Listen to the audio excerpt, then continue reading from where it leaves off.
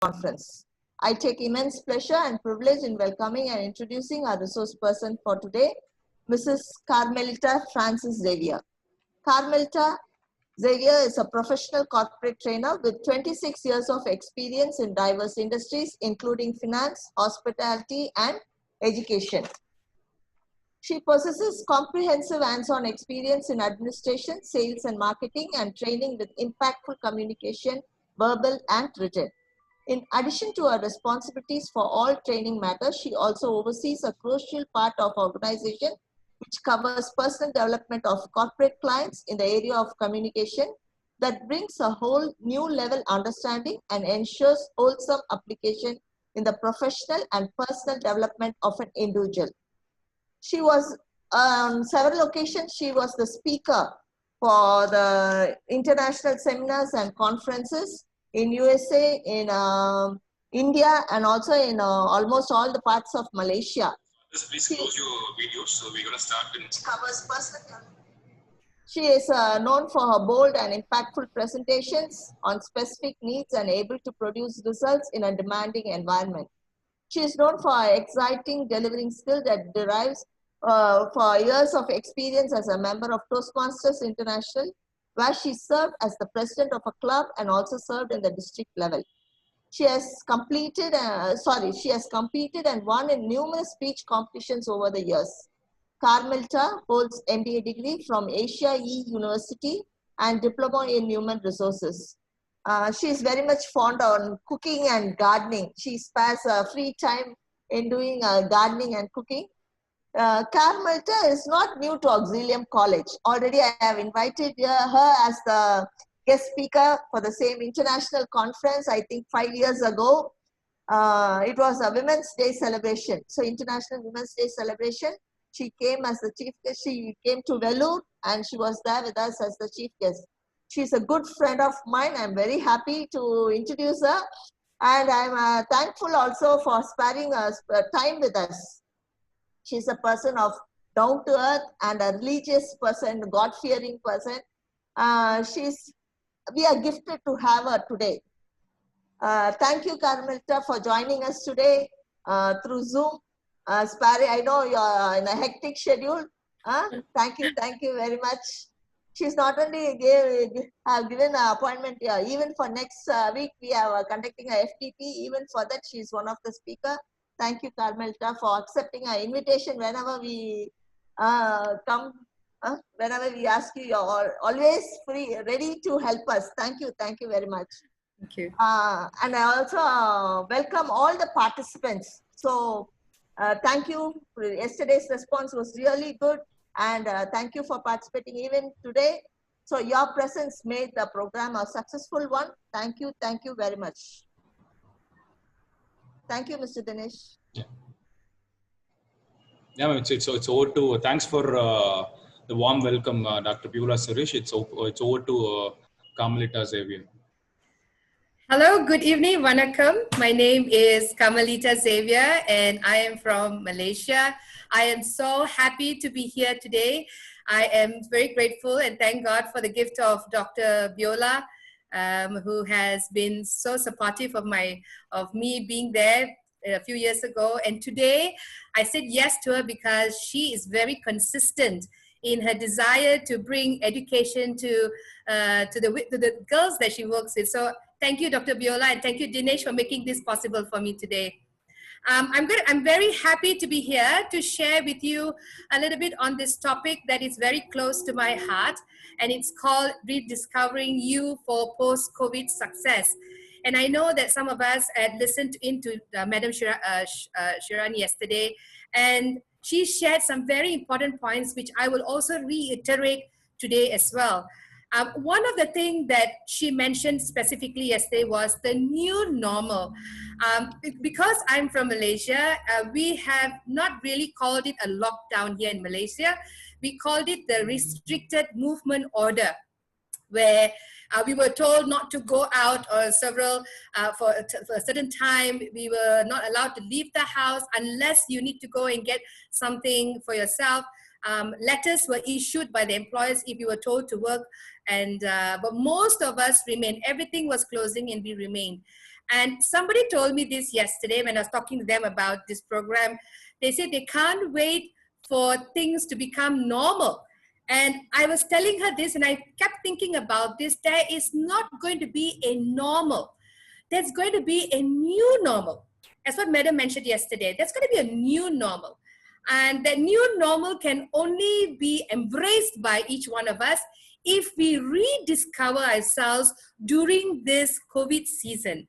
And so I had an ample opportunity as a trainer by profession, always very used to being in a classroom all the time, and suddenly being told to run sessions and my classes in my home was a big mindset change. And also being in the house with your family members. I think most of us have that situation where the normal was we have been always in a routine doing things for so many years, the same thing. Like in Malaysia, we love to eat. We've got so many places to eat, and we don't cook on some days. So we actually go out and eat in our favorite places. We watch movie, and we do a lot of things out of routine, out of habit. And suddenly we are told by our government that we cannot do this and that we have to stay at home, lock ourselves down. It was difficult. And I had to go through a paradigm shift in my mindset, because that means my husband and I are going to sit in this house and we're going to work together. So that means sharing my me time, whatever quiet time that I used to have in the morning when he goes to work and the days that I don't work. That means I have to share my quiet time with him. I have to cook every meal and keep myself also busy with my work and doing what needs to be done in the house. So that was my new normal, and that was frightening. So let me just quickly go with you on this new normal, on this topic called Rediscovering You for Post-COVID Success. And this is what I'm going to cover. Yes, and this is the objectives of what I'm going to cover for the next few minutes. The first one is going back to the basic of self-identity. Who am I? That is the miraculous question we ask during this time. The second one I'm going to cover is find the meaning of intentional living. I will tell you what is the meaning of intentional living. And in post-COVID, we are to live an intentional life with a purpose. And so let me just quickly share with you what do I mean by the first one. Now, during this COVID season right now, because Malaysia has released some of the rules for us so that we can actually go back to work, but still I am not allowed to go back to the classroom. I am told to run my sessions in my home right now like this. And so during this time of confusion, difficulty, uneasiness of being in a place, stuck here for days, for months actually, and all that, I had an opportunity, and I'm sure all of you would have had this. As educators, as professionals, you would have had actually some part of your days locked in. You would have actually thought about what happens to my career, what happens to my income, what happens to my children, what happens for the students, what happens to my graduation for the professors and academicians, what's going to happen to my classroom? Is that going to be a place for me to go back to work what I do passionately? And so I realized that this COVID, this season, had stolen what was normal for me. It has stolen my routine, my habits, my days, and it was a showstopper for me. And so that led me to think, to re-identify myself. Who am I? Who am I in all this? Because, my dear friends, today we had a life, and the next day we had nothing. It was zero. Like everything was taken away from us. And we are told to sit at home. And I thought to myself, if I don't have career, and if I don't have my own time, and I don't have my activities, if everything is taken away, who am I? Who am I? And the other question we need to ponder is, what is my purpose? Now that my purpose has been taken away from me, what is my purpose? And the third one is, where do I go from here? So I'm a trainer, so I always drive here and there to get to my places to do my trainings. And now I'm stuck here and I'm thinking, will the companies call me? Will the colleges call me now and to run their sessions? Will they trust the systems that we have? Will I be as effective as I am in a classroom? So where do I go from here? The question that we also need to ask ourselves, what am I called to do? Now that this part of my life has stopped, what can I do? What am I going to do? And so these were the questions that so many of us have asked ourselves over this time. We are not completely over with COVID. WHO had said that it will be with us for a long time. For at least the first 2 years now, it'll be very active and hoping that a cure will have taken place and then we will get back to our life. But then this virus will be there perpetually with us. And that means we are told to accept this new normal by taking precautions. The mask, the sanitizer, the social distancing, everything is to be taken into account. So with all this, in Malaysia, the universities are told to do online till the end of the year. Schools have not reopened yet. And so everything is pretty much unsure, like what's going to happen. So as educators, as professionals, as anyone that you're called to be in the marketplace, what am I called to do? And so if you've asked this question, very good, tap yourself on the shoulder. But if you have not asked this question, it's okay. Today is the best time to figure things out, to stop and think about it. Now, look at what I have on my screen.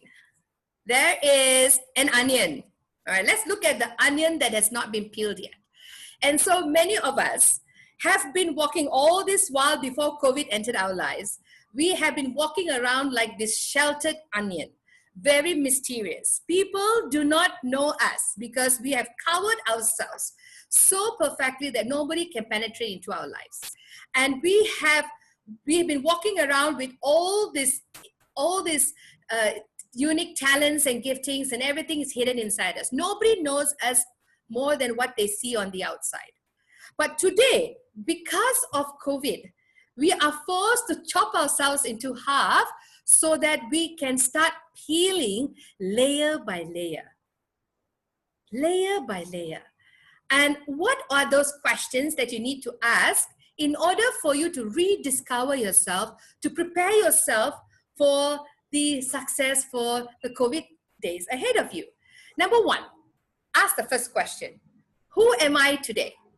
A human being? An alien? I should have put one more, robots. Because many of us, we used to go to work. I don't know, I know in my country, a lot of us are very bogged down with work. And we can't clock out at 5:30, at our workplace. It's technically 5:30 on our contract, but we leave our working place 8, 9 o'clock, 10, 11 sometimes. And I'm sure it happens to you as well. And so we are practically like a robot with two buttons, one red button and one the green button. And so when we enter into work, our bosses will press the red button and then we go. And then after that, he presses the red button and then we get back home. And so think about this today. Who am I? Am I a human being? The very core of our existence we need to ask. So now you know we are fixed to this, that we are all human beings.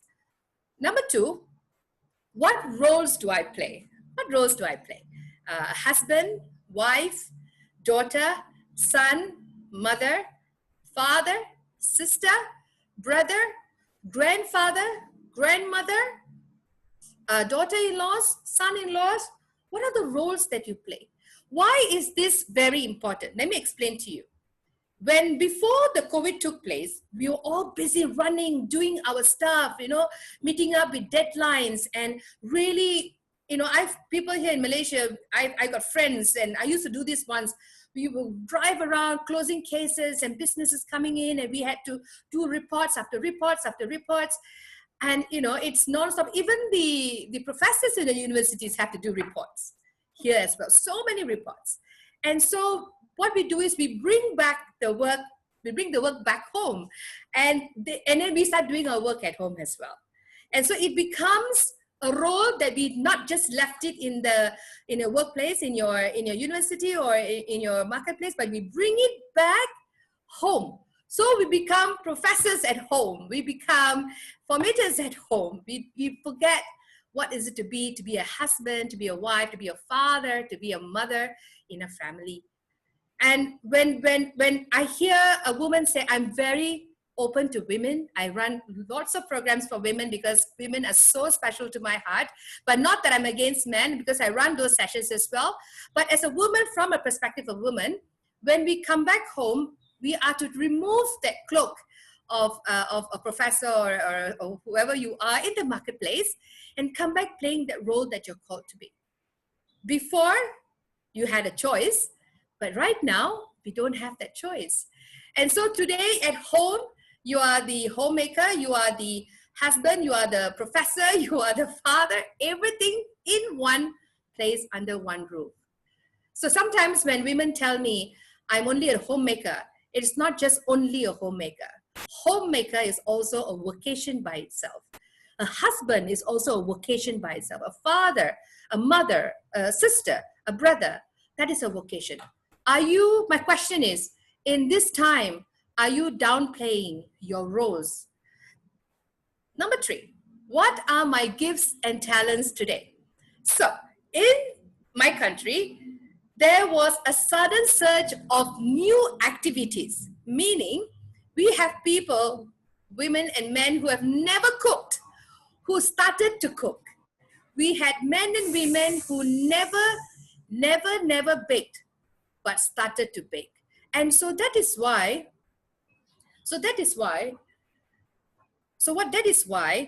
we decided that everybody learns to identify their talents and gifts. And so for even students in this place today, what are your gifts and talents? And so this is a good time to hone those gifts and talents. Everybody is coming up with something new. The positive side of COVID is that when you go online now to the social medias, whether it's Facebook or Instagram, you'll find so many people doing so many things they never thought of doing. Are you one of them? Are you one of them to find that gifts and talents? Now, if you have found it, wonderful. Pat yourself on the back again. But if you have not found it, it's a good time to actually find what are your gifts and talents today. Because that is you. It's all about you. And the fourth one is, right now, are you happy? Are you satisfied? Are you able to capture the moment right now? Whatever that is taking place in your life now, are you able to capture it? Why do I ask? Some of us, we grumble, we are murmuring, we are complaining that this has brought such a pain. Yes, it's true. Some of us are really suffering. I'm not saying denying it, no. But the thing to this program is that this whole session is about using your mindset. Are you happy, inspired? Are you able to find satisfaction in spite of what you are going through right now? Making the best out of this situation that is taking place right now around you that you and I cannot control. So who am I? What roles do I play? What are my gifts and talents? Are you happy? Students, you all are young, yeah? And you're going to get out into the world. We do not know what's waiting for you out there. And so this is a good time for all of us. Age is not a question. Every one of us should be thinking, what are these things for myself right now? So how does this now work towards post-COVID success? So one of the ways to handle this is to live intentionally. Living intentionally, intentional living. What is living intentionally? What is intentional living? Everything that I do, I must ask a question. Why am I doing what I'm doing? Why am I saying what I'm saying? Do I need that? Do I really need that? Is that necessary for me, or is it not? Am I saying something that will hurt somebody, or am I saying something that will build somebody? Before I say anything, I am thinking. My intentions must be right. Now you look at this flower pot. There's always a reason why I put pictures there. So look at this flower pot. So there's a famous aloe vera, and in Malaysia, we call the other one as mother-in-law's tongue. I have no idea why they call that, but that's how it's called. And aloe vera is useful because it's good for our skin and our hair and everything else. And the mother-in-law's tongue is good because it's good to kept in the house because it actually keeps our air clean in the house. So these two plants are very good. So for example, I want these plants to be in my home. What do? Do I just think about this? I want aloe vera plant. And then, does it happen? Does it appear in your house? No, of course not. What do you have to do? I will have to go to the nursery, get a pot, get the soil, get the aloe vera, and then bringing them back with the seedlings, getting them back into the house, putting them all into the pot, put the seeds in, pour water every day so that it will actually flourish to what you see right now in my picture. What was my intention? My intention was to have a plant in my house. I just didn't think about it, but I acted on it. That is intentional living. Now, let me tell you another thing. Being intentional never occurs by accident. Never. It has to be coming from you. You cannot say, oh, I came and suddenly there was a plant. It just grew overnight. No. It was something that you have to do every day by pouring waters. For the young people who are watching this right now, if you desire something so much, it has to be intentional. It has to have coming with plans. And I'll tell you why further. Now, because we're talking about going towards success during this post-COVID days that is coming very soon, how are we to define what is intentional and what is good intentions? So for some of us, this is an example. Good intentions is I desire a big house, I desire a big car, I desire a good job, I desire to graduate. But intentional living is putting those thoughts into action.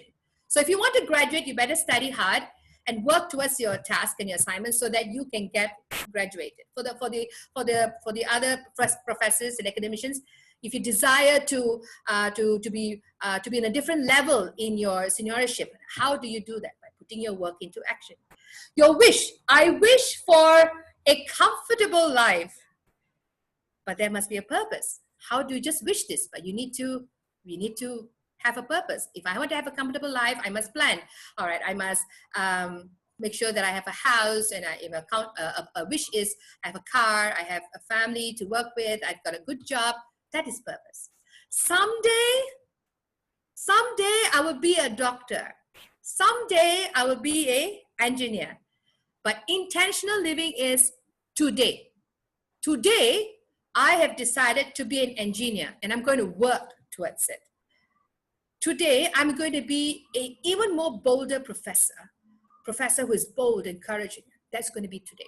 Fantasy. I can fantasize a lot of things, dream about a lot of things, but I need to have strategy for those dreams and fantasies to come to pass. Do I have plans set out for me for the next 2 years or 3 years so that these fantasies or these dreams will come to pass? Hopefully, sometimes we say, hopefully that happens. Why not take the courage and say, definitely it happened. Definitely it will happen. If I study today, definitely I will graduate. And now because COVID is happening and so graduation is not taking place in some of the countries. And so, but it's okay. Technically, I am definitely going to be graduated. Occasional? Yeah, sometimes I do that. For example, I work out every day. I try my best to work out at least 3 times a week. What time that I get? I plan it at 4:30 in the afternoon, the days that I don't work. And what happens is that when I used to say occasionally, sometimes it never happened 3 times a week. It would happen maybe once a week. And then I realized that intentional living is to be very consistent, to be continually doing it. And that means being very, very intentional, planning out my day. So I'm sure all of you do this. For the young people you are watching, I wanted to show you this because I think all of us need to be very intentional when we are working. And so I want to show you this. Yeah, this is something that I do every day. I would write down what I'm going to do every single day. Now, things like workout, things like preparing dinner, because I have an option. I can always go and buy outside, but I don't want to do that. So I'm very intentional. So I write it down, and at the end of the day, I will cut it off, because it's very psychological. When you scratch it off, you know that work is done. And I do that every single day, because that brings me satisfaction. That gives me an idea that I'm very productive. Even on the days when I have done nothing heavy, but it's continual, intentional living. Someday I should do that. Let's change it. Intentional living, I will do that. I will try to do something productive. Okay, so since my business is failing, people are not going to come to my shop. How can I push this online? How can I push this online? I have a coach who told me this, he reminded me of this, that the online world today is your world, and that your business that you start online, you are the CEO. And therefore you can do wonders if you intentionally do it. Young people, professors, academicians, I'm telling you this because I am doing it myself. I'm finding ways how to take my programs and do it through online and getting people to come to know who I am and the work that I do. At one time before COVID, it was impossible. You wouldn't see me doing things online. But today it has become my bread and butter online, because it was not about someday I should. It is about today I will do it. And so how are we going to walk this intentional living? I've only got 3 points to give it to you. And I know that it's going to be a vast thing, but take it with me slowly. It's not something that you can do just on one day. You have to just take your time to deliberate this. Intentional living is all about deliberating, thinking about this, pondering about where your life is taking you. Think about your life. Think about now that you're staying at home. Think about your life. Oh, so I've got my kids with me. I've got my wife, my husband with me. Some of you have got your in-laws with you. Think about this. Okay, so this is my reality now. It's no more running to work. It's no more having a little quiet office, but it's going to be, this is my office. This is my living room. And so I'm sitting here and I have to work with my husband who works also from home. I also think about the meals that I need to prepare. I have to juggle. So that is deliberation. Think about where you want to go while you're sitting at home. So I've got an uncle who is a tour guide, and his work is to bring tourists from different states, and he takes them and shows them Malaysia. But right now, there's nobody coming to our country and there are no tourists. So where do you think he might go? And so he's got friends. I tell you, he's got amazing friends who are also tour guides, but the tourism industry is actually on a standstill at this point. So what he does, he told me, is that his friends have decided to go and work in different industries. And I think yesterday, Madam said that yesterday to a lot of young people who asked this question. What industry is good for me now during post-COVID? And she said it very clearly, and I like to reiterate on that. Go where you have called. If you think you get a job there, it doesn't matter if it fits your personality, it fits your degree, go and do it. Because young people, you have the ability to adjust. And so think about where you want to go. Just go for it, work in that place and see and plan what you want to do from there. It's no point sitting at home and deliberating about it and not doing, because this is called intentional living. Deliberating and then doing it. And so my uncle was telling me this, that his friends are now working in the postal offices, in the courier companies, because now people are not unable to buy things in the shop, so they are ordering everything online. And our courier companies are busy. So they're looking for drivers, they're looking for manpower to run those activities over shifts. And they have decided to work there. I mean, it's totally different from their call to be a tourist guide. So you could be a professor, you could be a student, you could be someone in the market, a professional in the marketplace. And if you feel that, or if you're running your own business and you find that something is not working out for you, think about where you want to go. Plan what you want to do. That is intentional living. That is deliberation. The other second one is to be consistent. Follow through your plans every day, every week, every year. Somebody asked this question yesterday in the question box, and I was watching it, and somebody said this. It's very difficult to be consistent because there's no business. But friends, you have the power in your hands to turn the business around.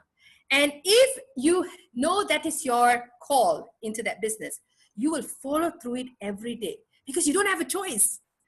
We don't have a choice. Today, we all are caught in a catch-21 situation where if I do this, I'll get stuck. If I go there, I'll get caught. So I better just stay at home and do something about this. And what more better way to take whatever that you're sitting in your comfort of your home and still doing what you love?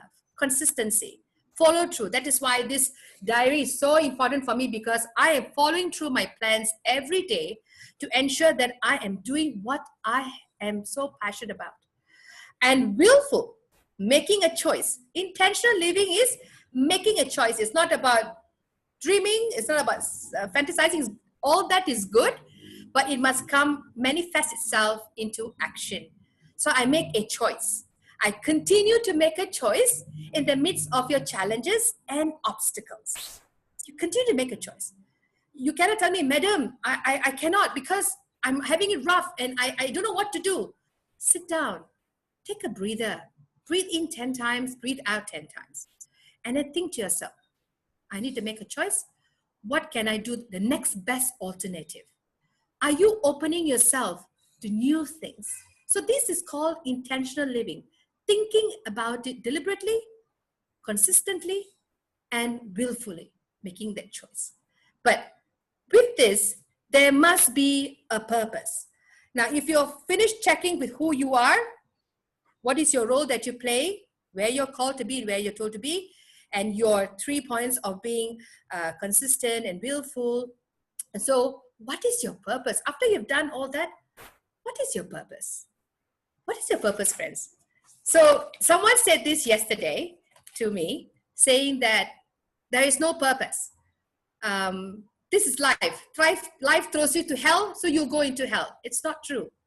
Purpose is what you want your life to be. It is a choice you make. It is a willful decision that you make. Purpose is what you have decided for yourself. Now, what is purpose? Purpose is your passion. Passion. Your number 2 is your strength. I will explain to you further what's on that. It's your strength. Your purpose is your strength. And the third purpose is adding value to others. Added value to others. Young people, this is what purpose is all about. Your passion, your strength, and your added values. Now, let me tell you what does that mean. Because that you in the yellow circle, that is your purpose. Now, let me quickly tell you what is passion. Passion is the thing that you do that you love so much. Like your passion will give you the energy. Like when you wake up in the morning, the first thing you do is like, wow, I'm so happy because I am doing something that I love so, so much. Finally, this COVID season, I am doing finally something that I love. For some of us who are professors and professionals, let me tell you, you can turn how you look at your current job, your current profession, as something to turn it around so that you will love what you are doing. You will love what you're doing. My father was a teacher, and he was a very, very passionate teacher. Oh my goodness, he taught for 46 or 47 years. And life changed during those times. Life, till today, he has passed on in 2011. But every time when I walk on the streets, people will stop and ask me, because both of us look alike. And people will stop and ask me, is Mr. Xavier my father? And when I say yes, and they will say, my goodness, your father changed my life.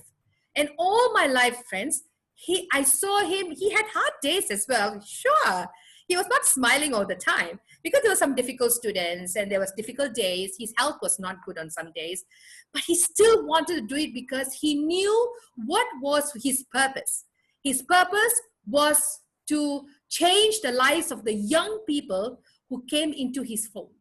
His purpose was to bring realization to the young people that without studying, without putting effort in your life, your career, your future would be a stagnation. And so that was his purpose. So my question to you today, What is your purpose, friends? For the students, you are studying.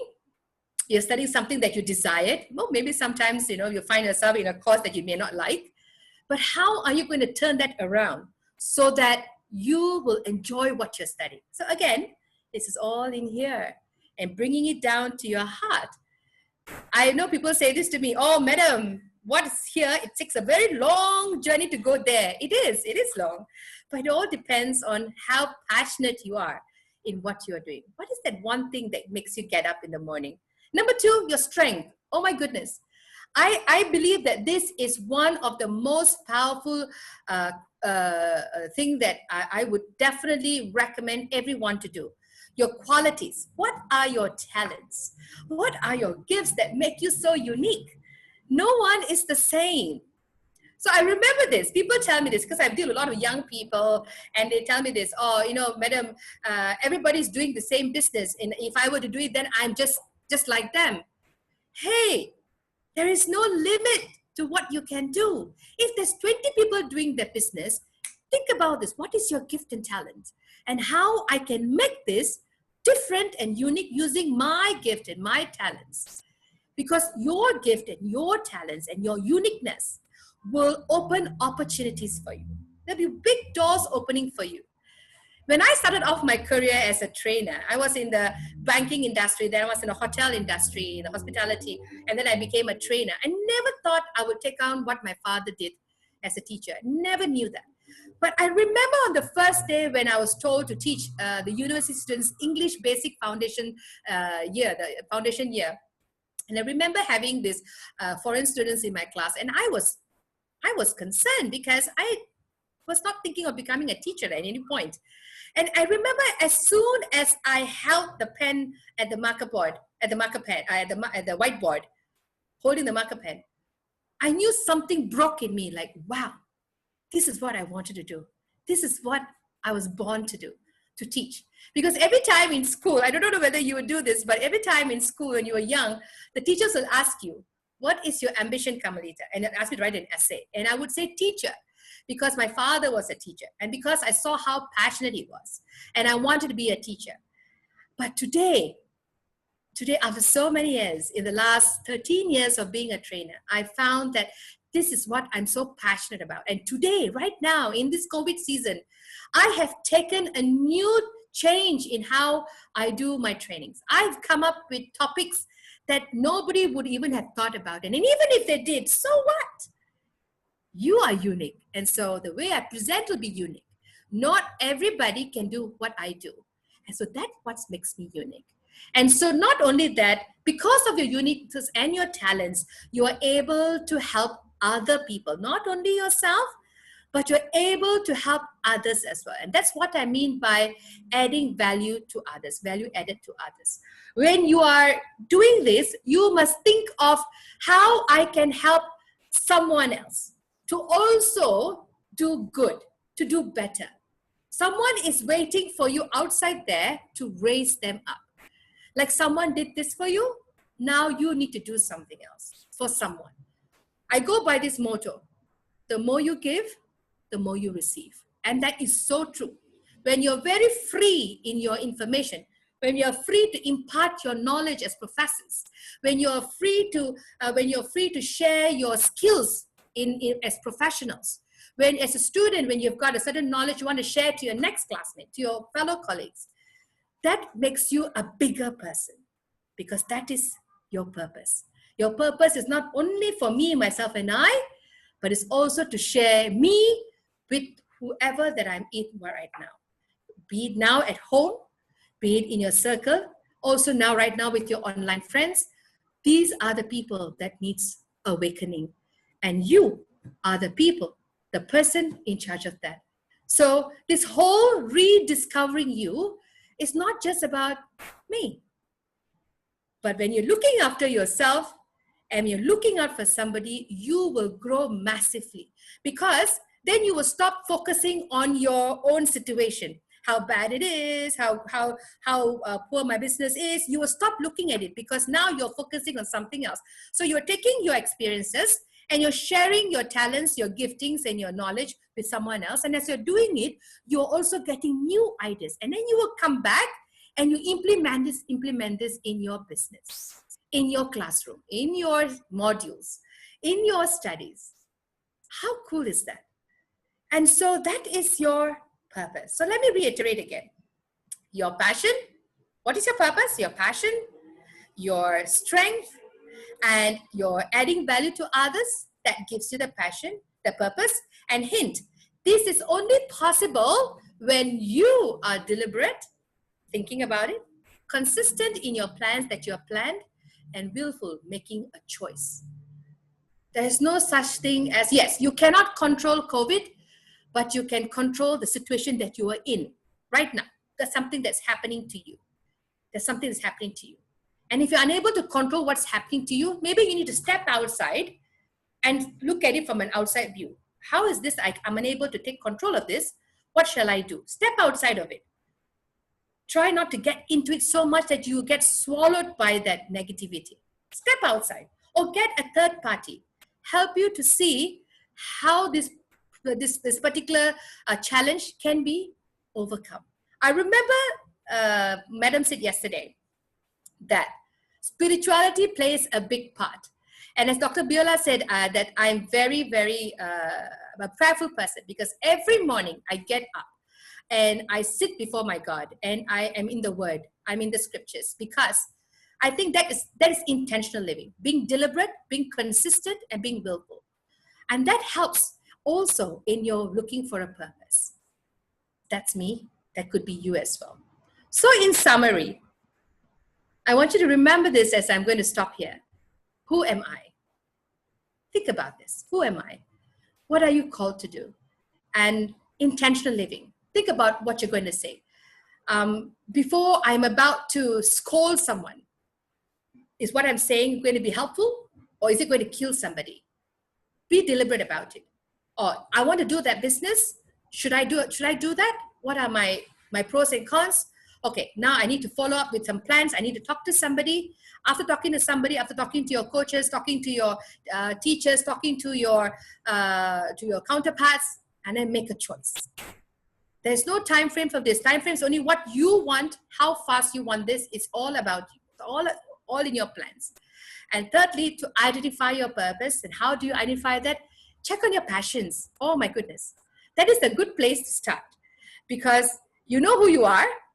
You know that you do all the 3 intentional living. And now look for what you love. Look for something that you will wake up in the morning and think, I want to do this. So one of the things I would like to share with you is that I want to run trainings. I'm going to run trainings for women only. So that is something that is very passionate in my heart.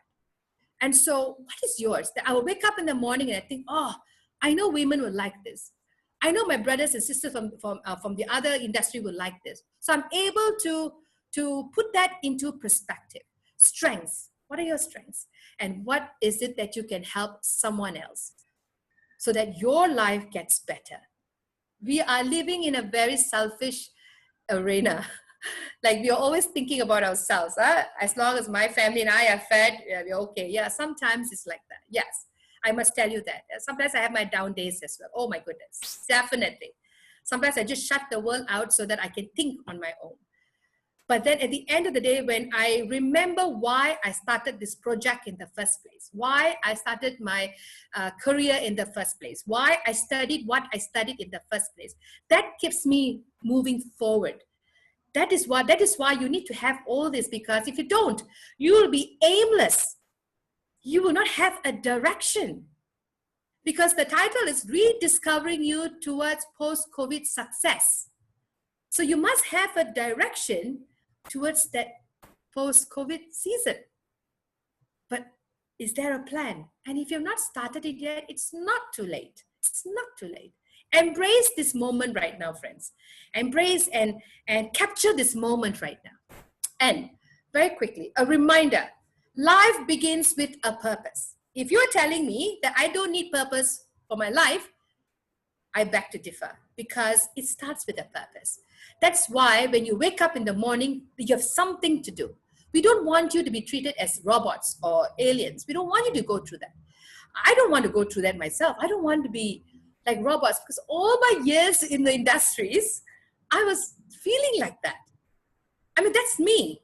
I'm not blaming anyone. I intend to look at this from my perspective because I allowed myself in that situation. I did not stand up for myself. I did not plan my days properly. I took on everything that people was giving me. I never learned to say no effectively, professionally. I took on everything that people gave me. At the end of the day, I was stuck with so much of work. But you need to make a choice by rediscovering yourself. Are you ready to make that choice, friends? Are you ready to rediscover yourself right now, this very minute, even as you finish listening to me? Think about this. Allow this whole 45 minutes or 50 minutes to just play in your mind, because only you can do this for yourself. You can only tell. But at the end of the day, I have to decide what I want for my life. As a professor, as a professional who's got skills, as a professor, as a student, as a clinician, as a business person, as even students who are going to graduate very soon, you'll be wondering, what am I going to do? I don't know whether I'm going to get a job. Think, young people, think, what more can I do? How can I use my gifts and talents and my passion to drive uniquely in this time today? So, are you ready to jump into the post-COVID scenario? It's going to come very soon, because I know that India, you're letting down the lockdowns a little bit. They're releasing a little bit here and there so that you're able to do some things. But still, like Malaysia, we are still very much restricted. But there's little freedom here and there. But I still would call this the new normal. I want you to remember this. The new normal you're only able to embrace the new normal if you have decided and believe that your life has got a purpose. You are here on this earth, not just plucked and put here, but you came with a purpose. And you would have spent maybe 20 years, 30 years, 40 years, 50 years, even 60 years of not knowing what your purpose is. It's okay. It's okay. Because now is the time to capture that moment. Now towards your success. Thank you very much, friends. Thank you so much for listening to me. And my only desire is that when we learn to live intentionally and rediscovering ourselves, because it only starts when we find out, who am I? Who am I in all this? Who are you? Who am I? And if you know who you are within yourself and with your family, then you are able to now carry on doing what you're called to do. Thank you very much, Nandri. Thank you.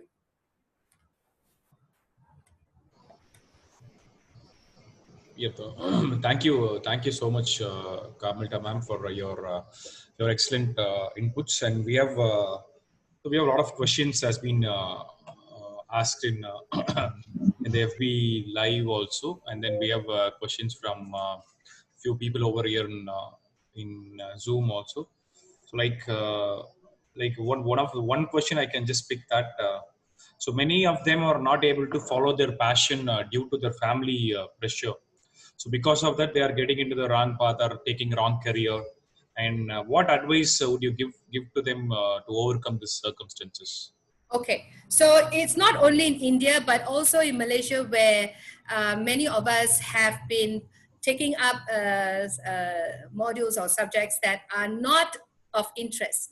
But I always tell young people this, that because you're young, so you need to reframe your mindset. Okay, so I've got this whole, I'm majoring in something that I don't like, but you know what? I know I have to do this. I need to graduate in something that's going to be useful. Then you need to reframe your mind. How can I make this whole situation applicable to me? That means learning to love what I have right now in front of me. Because many times we are complaining, we are murmuring, and we are busy doing that. And instead of using that time to focus on how to move on with this, we are wasting our time filling ourselves with negativity. And that is why many young people, students that I've met, actually fall out, or they start to turn to bad habits because they're trying to shift their bad situation into voices. And that's not helping as well. Does that help? No, it doesn't. So I always tell them, see some goodness in what is in front of you. If you have no choice and you can't change it, see how this topic or this major that you're doing is going to help you. You need to define this on your own. Like, how do I make this excite me? And I remember doing this when I did HR. It was a topic that I never liked, but I knew that I needed to do this. So I would talk to so many professors because I was dying, like, oh my gosh, how do I do this? And they would tell me, Kamalita, you need to love this. You need to love econometrics. You need to love student welfare. You need to love communication skills with human beings. You need to love that. If you don't like that, you're not going to handle this. You're not going to love it. And so there needs to be a paradigm shift in young people. I know you can do this. If I was studying when I got married, I was in my 30s when I started studying. If I can do that, oh my gosh, you can do that. Because yes, family situations, life is never perfect. Never. You may have started challenges that I may not have, but I have other kind of challenges that you may not have. So learn to reframe your mindset. Ask yourself, how am I going to enjoy this? How can I find ways to make this interesting for me so that I will enjoy this journey? Find some help. Find those people who can help you to do this. Back to you, Mr. Dinesh. Thank you, ma'am. It's over to Dr. Beulah. If you have any queries, so you can ask. And then if there is any participants has any queries from Zoom call, you can ask directly. I think Preeti has certain questions from Facebook. Preeti? Yes, ma'am. I have a few questions from the Facebook. The first one is how to manage stress during the lockdown.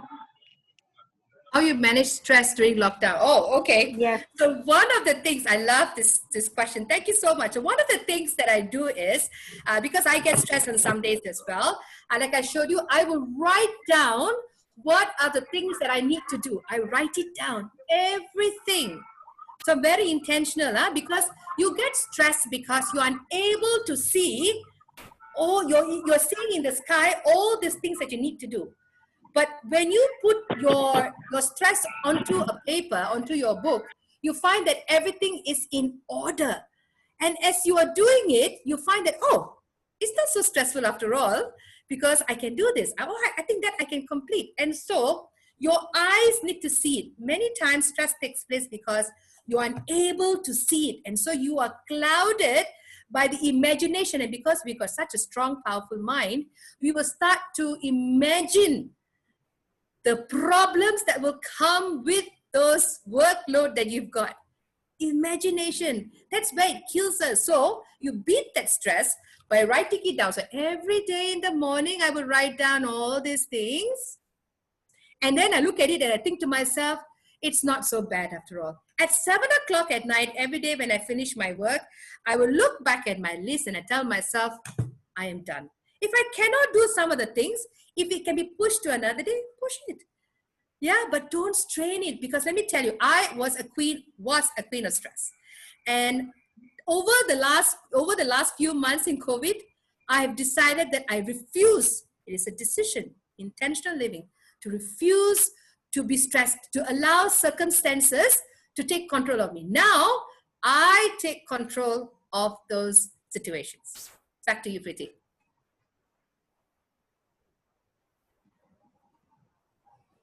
Preeti? Ma'am, I have a question. Can you hear me? Yes. Yeah, I've got another question from the Facebook user. Yes. They would like to know how intentional thinking will give satisfaction to us, but how will our intentional thinking provide satisfaction or benefit to our families and others who are involved in our day-to-day life? Okay, very good. Thank you so much for that question. Now, intentional living is for us to set records right for us. For my own eyesight, I know it is right. Now, when I've done that, when situation from the outside comes and troubles me, what I do is I'm able to put my work right first. Okay, so I've settled this. Now I can focus on that. Even if I've got some struggles here, what I'm doing is I am shifting my eyes from my own world and now moving to somebody who needs help. So what I'm doing is, I am no more thinking about this trouble that I have right now. So I'm shifting and I'm able to help, because on normal circumstances, when you are stressed, what you will say, leave me alone, don't touch me, leave me alone, please go out of the room, please. But you're in the house now, where you want to go? You're going to sit in the living room all the time. Everybody's going to be there. And so you have to put your thoughts into perspective. Okay, I am not happy what's happening right now, but now somebody else needs my help. I'm going to stop. If I can afford the time, I'm going to stop this, and I'm going to turn and I'm going to help somebody settle theirs. And then when I come back, let me tell you, friends, half of the time when you come back to it, you'll find that it was not so bad after all. And you will have some answers. Because let me tell you something, friends. Let me tell you, when you're talking to somebody, there'll always be something that the person would have said that would have been helpful for your current situation that you're going through. So it is a win-win situation. It is not a win-lose situation. So when you add value to others, it also helps you back, because it's you involved in it and intentionally done. Back to you. Ma'am, I have a question. Yes. Can you hear me? I'm Uma. Yes, Uma, can. This is in continuation with the previous answer you have replied. You Okay. told that you will make a note of all the points in the notebook.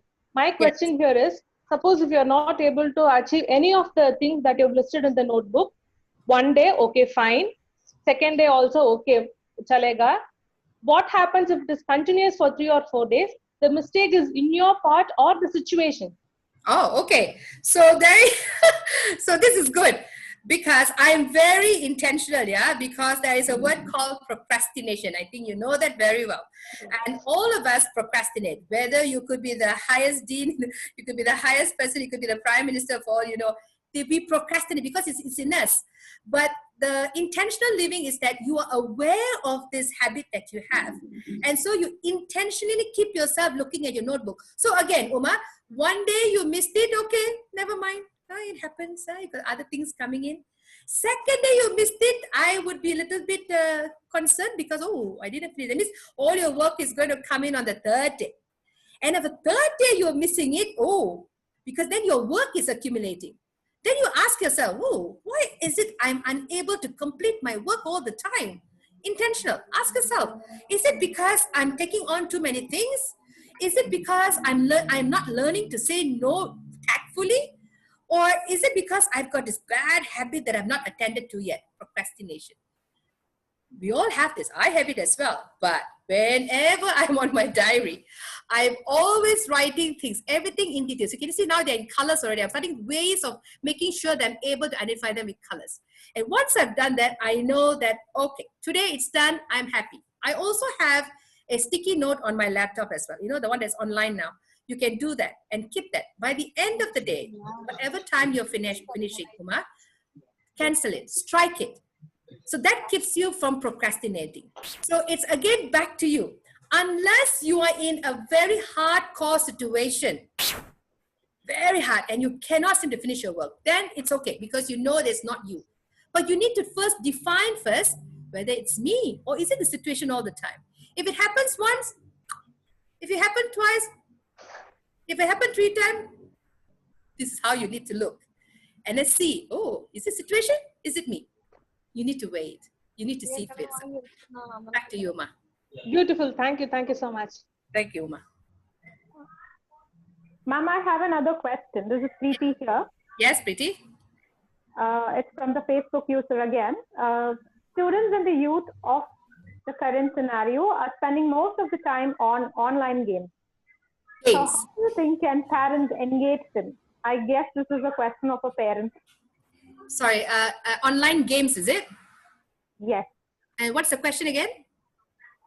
Students and the youth are spending most of the time on online games.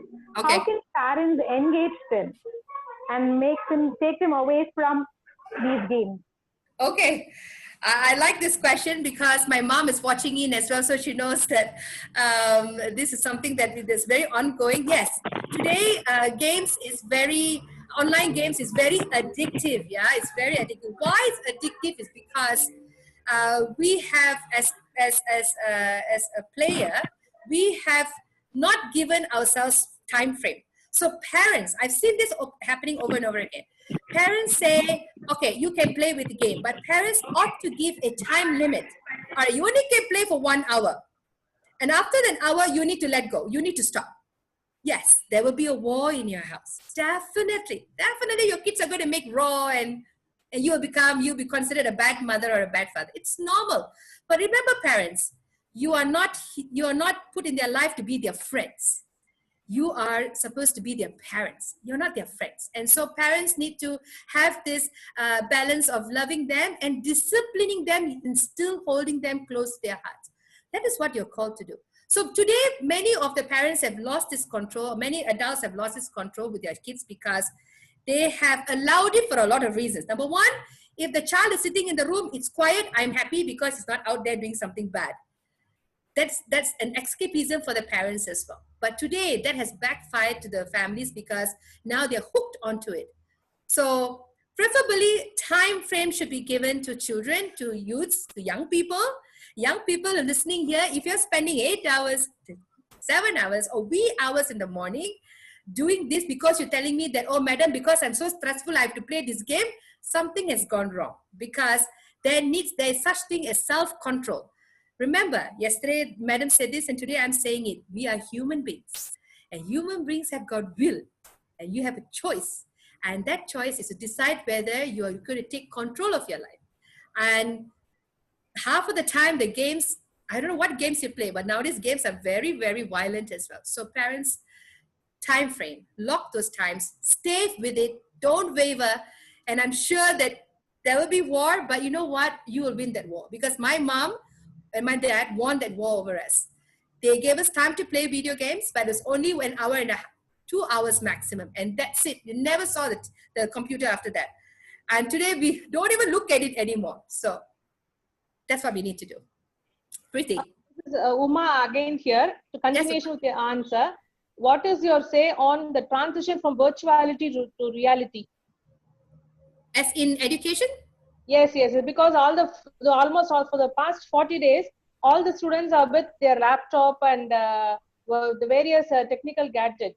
It can be for online course or anything for that matter. But what will there be the mindset in transition from that all of a sudden to books and writing?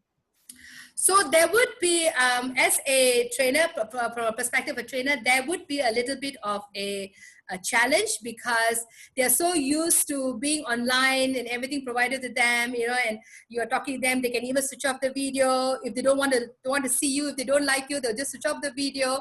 They'll just hear your voice. Right? They've got a choice to do a lot of things that you may not be in control of. But when it comes to a classroom setting, when they all are told to classroom setting, that means they have to turn up. They have to be present on that day. That means looking at our faces and listening to us. And so it'll be a little bit challenging on the first few weeks, I would reckon, definitely. That adjustment again, the adjustment. And that's where, as educators, we need to be very, very gentle with them because young people of today, they all have minds of their own. And so we need to be very gentle with them. At the same time, empowering them to tell them why virtual was good at a certain point, but now reality is to turn up at the classroom, and it has to be done with much gentleness. It's when you push them too much, even in Malaysia, when you push them too much, they will do things just the opposite of, and we don't want to do that. Even for the educators as well, for the professors and all of us, it is very challenging to sit in the house now to do virtual, but it's something that we are going to look forward to. We as educators, we are looking forward to, but not the students. And so you will expect them to be a little bit of challenges there. But as professionals, we need to embrace them with gentleness. Back to you, Ma. Thank you.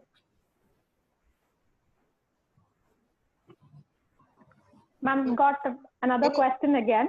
Yes. From the Facebook. Yes. How can I control negativity taking control of me during this lockdown? How can I control? Can I control negativity taking control of me during this lockdown? Okay. So I'm very happy with that question. I'm going to remind us again. How do I take control of my negativity? You can. And one of the ways is sitting down. Yesterday, Madam shared with us like how we can put what is troubling us on the left and what is encouraging us on the right. So one of the things we can do is breaking it down to what is troubling me, what is driving me to be negative. Write it down or think about this. And why we say write it down, because there is power when you write. There is power. That means you're being intentional. That means you really want to do something about this. So you write down what is troubling you and then take one by one and dissect it. So if you think that my family is the reason why I'm feeling so negative, then tell yourself, how can you overcome it? Okay, so I'm going to overcome it by maybe helping them, to educate them, to tell them why I need to do this. Educating, that means talking to them patiently. Or if you think that your friends are playing a big part in making you feel negative, how can I make this better? Maybe I need to look out for friends who are positive themselves. Maybe I am surrounded by negativity and that is why I am caving in. So many times young people will ask me, my friends, they all are crazy people. Because of them, it's driving me crazy. Then why are you sitting there? Why? It's not like you don't have a choice. The reason why we don't leave certain circumstances or situations is because we are tied to that situation emotionally. There is an attachment to that situation. We need to detach ourselves and ask ourselves, do I need to be there? Do I need to, take in all this? Or should I just run away? Should I just say enough is enough? Let me do this. So you need to break it down. What is it that you're negative about? And find something that leads you out of it. And it takes time, but patiently, friends, patiently. Learn to be very patient with yourself. Don't beat yourself up. One of the reasons why we are so lost is because we beat ourselves so much that we don't have answers even for ourselves. Who has the answers to yourself? You. And how to do that? Sitting down, intentionally thinking about it and writing down, and being very, very observant to what kills you every day, and making sure that you are attending to that challenge immediately in a structured way. Ma'am, how do I say no gently but firmly, because I already have a full plate? Oh, okay. So, so that is one of my favorite topics, learning to say no professionally, tactfully, because first of all, look at yourself. Why do you say no? Why do you say yes all the time? Are you a people pleaser? Are you a person where you're very concerned what other people think of you? Are you this nice person? Because nice person cannot survive in this place. You must be a very smart person who cannot survive in this place. Nice is good, but you need to survive in your niceness. Are you able to do that? And so many times I've done this before, because I was a queen of accepting everything that people give me, and I would say yes, yes, yes, and I would go back at 11 o'clock at night, whereas all of them would have left work at 7. And I'll be the only one working till 11 o'clock. And when I went into my new job, one of the things that I did was intentionally saying no. So I would do this. So when my employer comes and tells me, Kamalita, if my time working hours finishes at 5, Kamalita, can you do this at 4:45? He comes and tells me, Kamalita, I want this now. So I asked very gently, boss, how soon do you need this? Oh, I need this tomorrow at 10 o'clock. Okay. You look at the work, you assess it, because you are a professional. You know how much this work needs your attention, and you tell him, you know what, boss? Can I do it for tomorrow? First thing in the morning, I'll come a little earlier and I'll do it for you. By 10, you will definitely have your report. Would that be all right? No. I need you to do this now. Okay, let me get back home and I'll come in early. Repeat again, gently. I've got something to do. I've already had an appointment, but don't worry, boss. Put your employers in comfort seat for a while. Worry not, I'll come in very early and I'll do that. If you can do it on that day, please go ahead and do it. If you have to go back at 6 o'clock, it's fine. But the problem, your question is, what if I'm always having difficulty saying no? So you need to draw the line politely. I'm sorry, I cannot, I'm so unable to do this. Your choice of words, very important. Because sometimes we people can be very brash. Cannot do. Cannot. I got a lot of work to do. I cannot. Oh, no. That is brashness. So you say, I'm sorry, ma'am. I'm unable to do this now, but can I do it first thing tomorrow? At 9 o'clock, I will definitely finish it and I'll give it to you. Would that be all right with you? choice of words. And I got away many times doing this, but you had better come next day to work, had better do that and get it ready by the time that was stipulated to you. Because if you don't do that, your credibility is at stake. It says a lot about you. So you need to do it tactfully, see the situation. Once or twice you say, don't make it happen now. Don't go and tell people, oh, Ms. Kamleta from Malaysia said I must learn to say no. Don't do that. Look at the situation, read the situation carefully. 1 or 2 days you say yes, okay. Third day, if you think this is going to be a habit, wake up and tell nicely, I cannot do it. I'm unable to do it. Or would you like to give it to somebody else? Because I'm actually doing all this now. You can just tell them, boss, show them a diary. I'm doing all this. I don't think I'm able to do this for you. Is it possible you can try somebody else? If really cannot, then I can do it for you tomorrow. It's all in your hands. Okay, back to you. Yeah, it's another question. Yeah, you can go ahead, ma'am. Yeah. How is it possible to juggle work and studies when we are doing both remotely? Okay. So I was doing that. I was studying. I only started studying when I got married. I didn't study very much when I was single. And I realized the importance of education is after I got married. And so I was studying and working at the same time. It was hard. Yes, it was hard. But I decided one thing for sure, that I have that in this case, because I was married, I had a very husband who was willing to work with me. So I would come back home and I would quickly prepare a very, very simple dinner, nothing elaborate. And I'm at my books till 10, 11 o'clock at night. And that's how I finished my degree, just sitting at my books and doing my work every day, very, very intentionally. And it was hard because my work was also requiring me to be on the road. It means I would travel on some days. And every time I have some free time, I will be looking in my books, every time. And so I'm not going to say it's easy. It is very challenging, but because I wanted this so badly, that I was so passionate about it. Like I really needed this degree for reasons that is known to me. And so I pushed myself. And I made adjustments. Like I would make time for my family. Like at that time, my father was still alive and he always wanted to see me. And so on Sundays, I would make times. I would give up my studying time to go and visit him and my mother and have meals with them.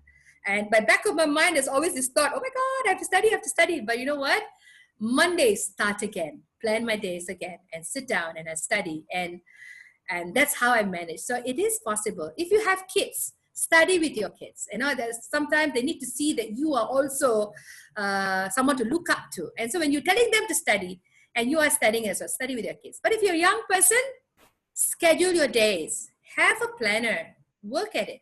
And if you're working, good. That means you're a responsible person. That's a good part to start with. And making time by going into your schedules every day. It is a must. Back to you.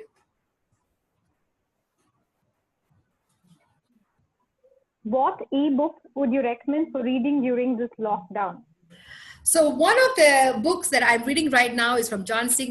Maxwell, and he talks about intentional living. He talks massively about, or you can get it on PDF, it's free.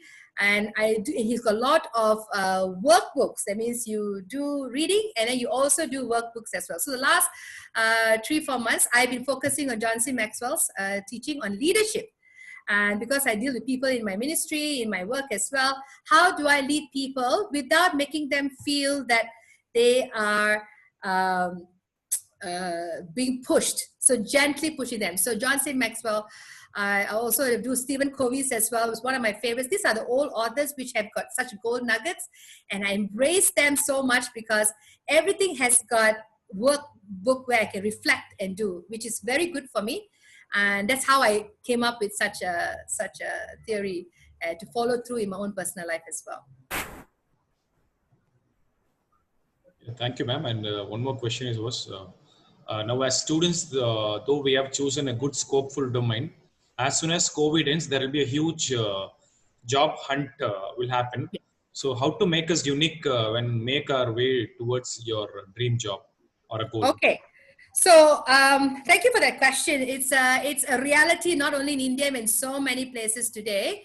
But I find I'm talking from my country. I find that a lot of people who are going to graduate this year are going to find themselves in the same position as well.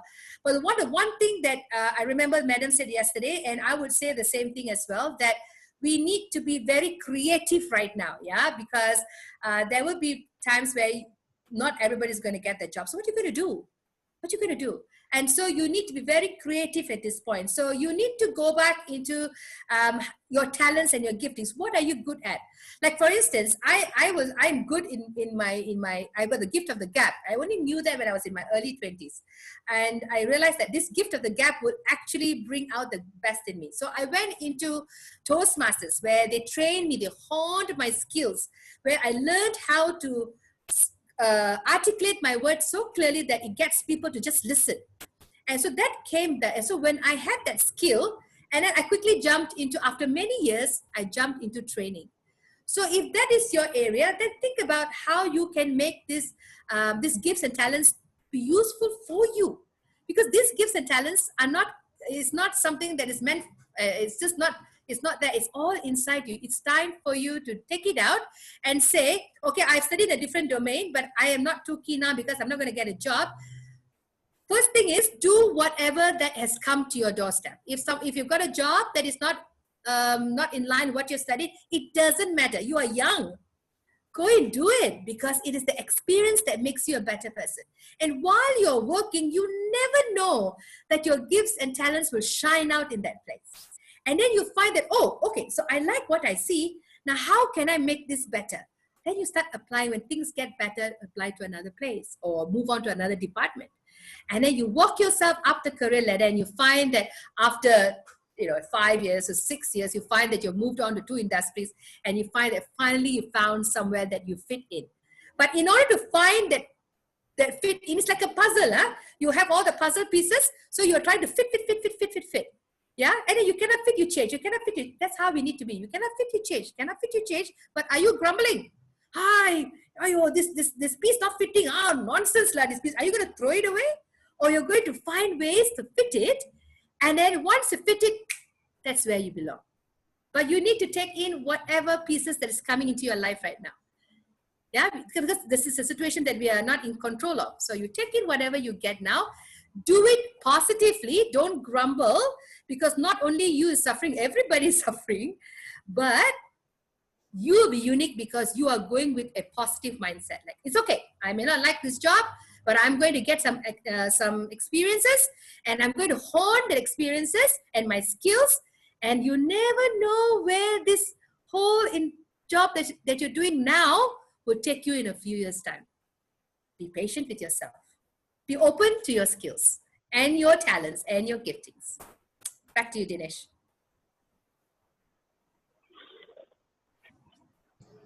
As an educator, do you think online classes will be effective? As a teacher, will my online classes be effective? So, I am a teacher. I expect it to be effective. I don't have a choice. And so I will make it such a way that it will be interesting for the students. Like for instance, next month onwards, I'm doing an 8-hour training. It's crazy how we are going to do 8-hour training. Recently, a fellow trainer of mine, had actually attempted the 8-hour training, and she was fine, because what we are doing is we're sitting in the comfort of our home, and we are sitting down the whole time, and we are talking to them. So I need to find ways to make it interesting for them, so that they're able to capture this within these hours that is stipulated to them. And so as a teacher, I have no choice. I have to find ways, using my gifts and talents, how to make this session, this class, interesting. It's all up to me. It's all up to you as a teacher.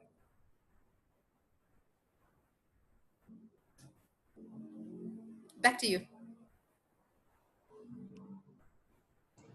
Even participants, if you have any questions, you can come out. Participants in Zoom, professors, if you have any doubt.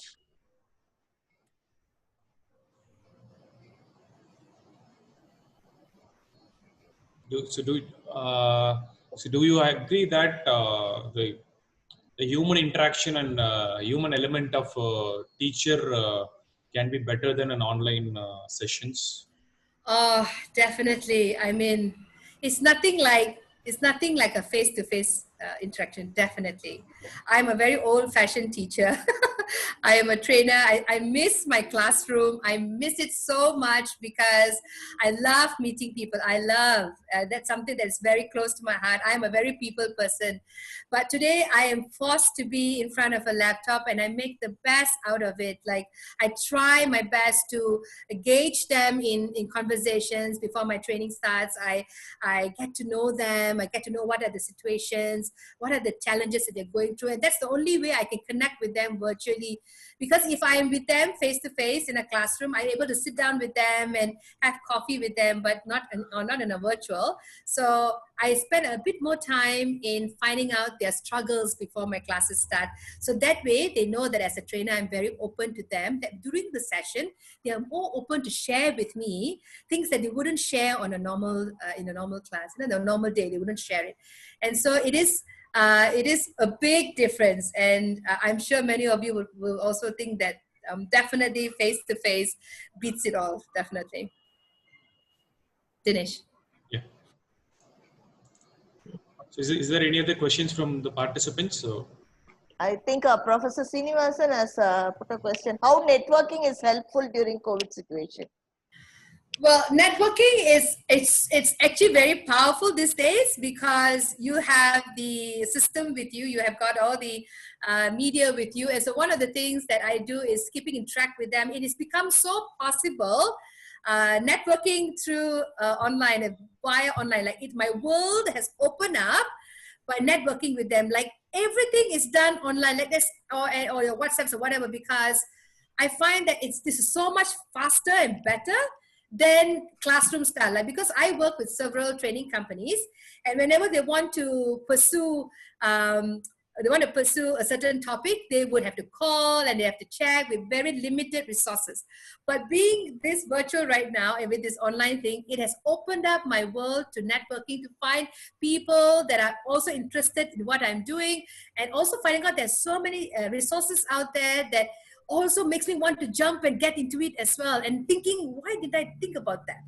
And so networking definitely has played a big part in this COVID situation. I think being very positive about this COVID is actually a very positive effect in my life.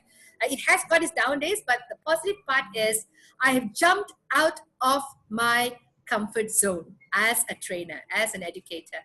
I have jumped out of my comfort zone. I have become more connected to my students, though I miss them greatly, but this has made me want to do things differently. And how do I do it? Find ways. So networking definitely played a very big part in my career as a formatter, as an educator. I hope I answered your question, Dr. Srinivasan. Yeah, I think Dr. Beulah Suresh, if you don't have any question, maybe you can just take a call. Okay. It's not a question. I just want to share. Even actually, I used to handle classes, stress management classes for prison officers and police officers. At the beginning of the COVID, when we were at home, idle, sitting without doing any work, I was also feeling more stressful. I think the same experience Dinesh would have had. But once we started working to do all these programs, now I feel I don't have time to think of anything. So one of the reasons for stress is when we keep our mind idle. I think we have to face stress. And there are certain positives as well as negatives in this COVID. Oh, we have time to spend with family and everything.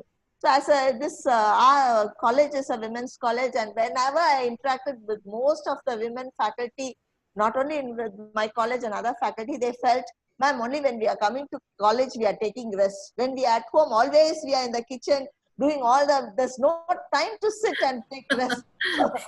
Yes, I agree. The reality of life of a girl. So, I understand. This is what is happening. So we have both positive, but the only thing how we take it up is very important. Yes, yes, yes. I feel that too. I remember even yesterday when I was talking to one of my training companies, and next week in Malaysia, next week is it's a Muslim celebration, the Raya, and she said she wants to call me on a Monday. There's a public holiday in Malaysia next week, Monday. And I said, don't call because I want to cook. You know, my husband is at home and I can't be hanging on the phone with you. So call me on Wednesday when he goes back to work. So yeah, there is pros and cons in working from home. But yes, you're right, Dr. Biola. We just have to learn to balance them up properly. Thank you.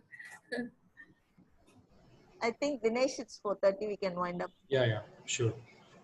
Yeah, thank you so much, ma'am, and thank you so much everyone for your great questions and great input. And it was a wonderful discussion, and we got also a very good response from the Facebook, the students, and many of the professionals are watching.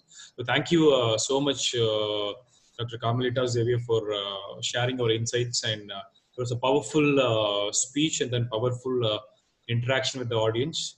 I'm sure many of us finding this useful. So thank you so much for sharing your time, energy, knowledge, and passion. So during this lockdown period. Yes, Mr. Dinesh, Uma ma'am is waiting to give the formal vote of thanks. Yeah, Uma sure. Sharma. Yeah. Thank you, Dinesh. Thank you. Yeah. Thank you, ma'am. வாழ்க்கை என்பது நீ வாழும் வரை அல்ல, மற்றவர் மனதில் நீ வாழும் வரை. Good evening to one and all, virtually present in the forum. We have almost come to the end of the international virtual conference on rediscovering youth for post-COVID success. First and foremost, I thank Almighty for our being.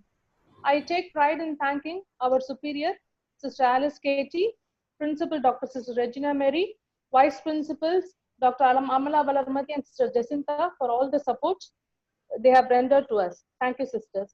I thank Mr. Dinesh Gajendran of Adocious Dreams Foundation for taking initiative in arranging the virtual conference for the past 2 days and being with us all along. Our head, Dr. Beulah Suresh, always thinks in a different way.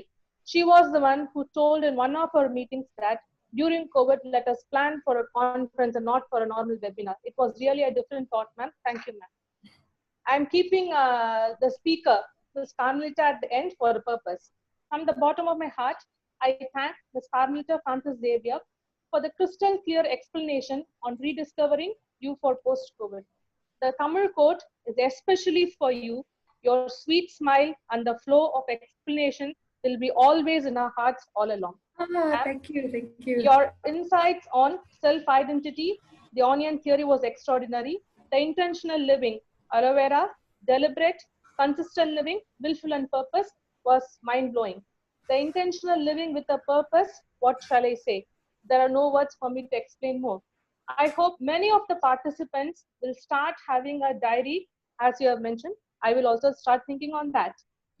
You're really a unique person, very much. If I'm right to pronounce thank you in Malaysia, Terima kasih. Thank you. Oh, thank you. Terima kasih sama-sama. I would be failing in my duty if I do not thank my colleagues, the Department of Business Administration, for the entire coordinated effort. Though it's a virtual conference, it was really a difficult one. I extend my gratitude to all the participants around the globe for their active participation in the virtual learning. I especially thank the students of BBA, BHA, MBA, and research scholars of the Department of Business Administration of Auxilium College and the students around the globe for their vibrant participation. Before I close, I thank one and all for the virtual presence in making this 2 days conference a grand success. Be informed, be prepared, be aware, be safe, and be ready to fight COVID. Last but not the least, let us start rediscovering ourselves in a new normal way. Nandri, Vanakkam. I thank Mr. Dinesh Gajendran for being with us in all, whatever we do. So giving us technical support. So our development and growth, he plays a vital role in the department since we have signed an MOU with Adocious Dreams Foundation, and he has given a global exposure to the students as well as the faculty members to the college. We have gone to the next level. I should take pride in telling that we have gone to the next level only through Mr. Dinesh Gajendran. Thank you. I take this opportunity to thank Mr. Dinesh Gajendran. Thank you, Dinesh. Thank you, ma'am. Thank you for acknowledging the efforts. It's a joint efforts, actually. So joint efforts, all the credit goes to the department and the college and sisters and students especially. So thank you so much, ma'am, and thank you everyone for being a part of this great day. Last 2 days was wonderful. I think we have reached a maximum in online and offline. So looking forward for our next future sessions in the upcoming days. One minute. The certificates will be given within 1 week. So we will be sending you a feedback link in your mail ID. So kindly fill up the feedback link, and then the certificates will be issued through the email. Thank you. You can download it from your mail. Thank you. Thank you very much. Yeah, thank you. Thank you so much, ma'am.